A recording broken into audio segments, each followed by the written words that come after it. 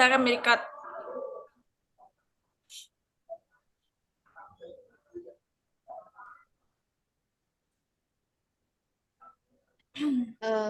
Baik, izin kami akan melanjutkan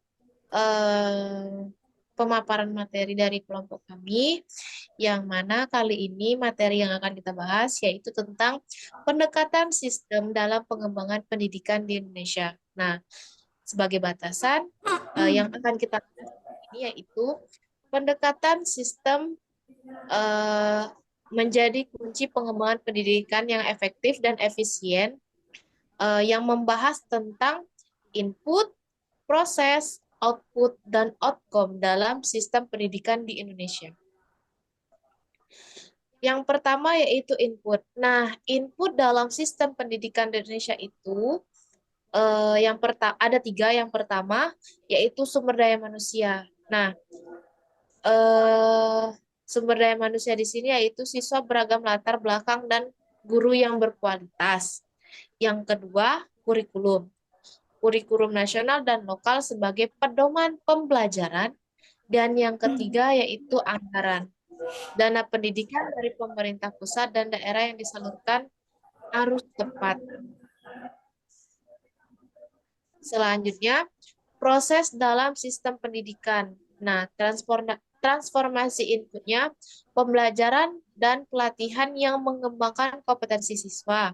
Kegiatan utamanya yaitu kegiatan belajar mengajar, pengembangan kurikulum, serta pelatihan guru dan manajemen sekolah.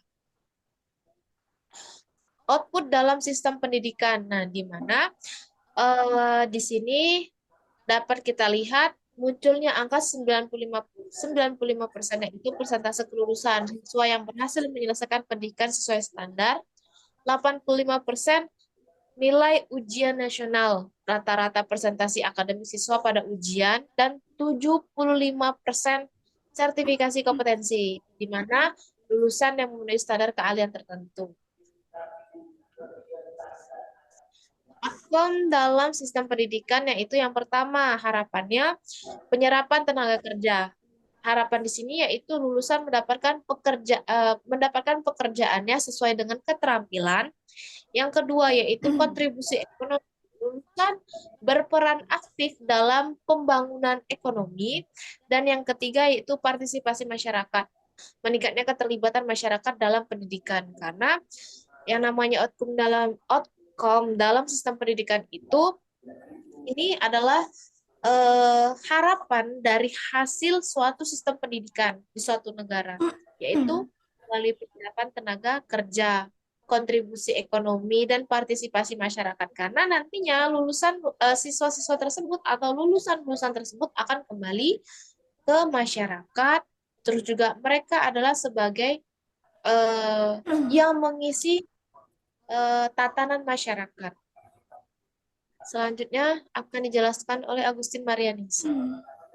Baiklah, yaitu selanjutnya implementasi pendekatan sistem.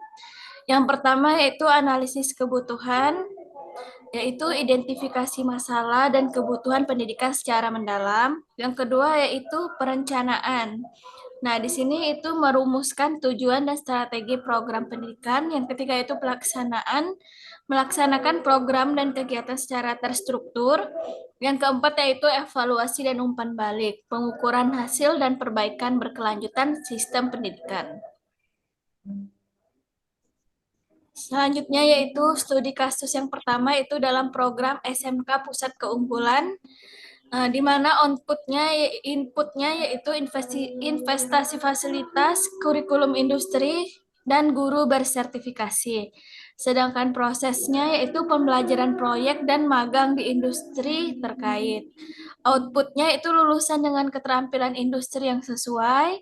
Outcome-nya atau harapannya tingkat penyerapan kerja tinggi dan pendapatan yang meningkat.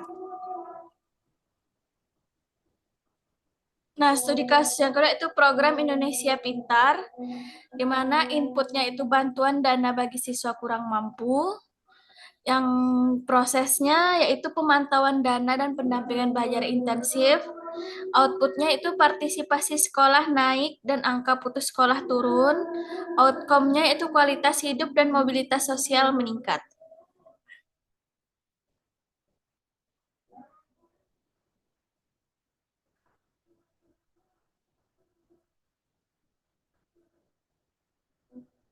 Selanjutnya itu tantangan dalam penerapan pendekatan sistem. Yang pertama yaitu keterbatasan sumber daya yang mempengaruhi kualitas.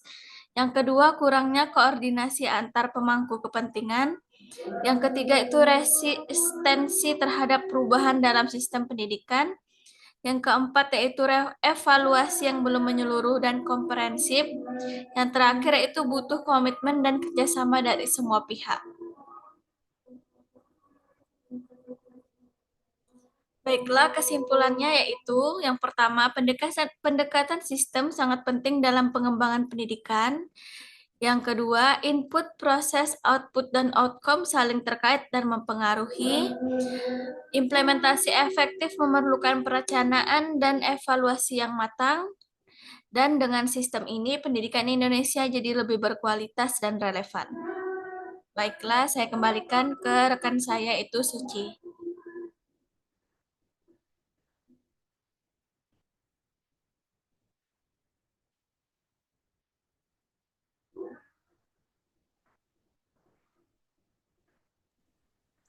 Baik, terima kasih Saudari Agustin yang sudah memberikan pemaparan materi. Mungkin hanya itu saja pemaparan materi dari kelompok kami. Mungkin apabila ada kekurangan, kami mohon maaf.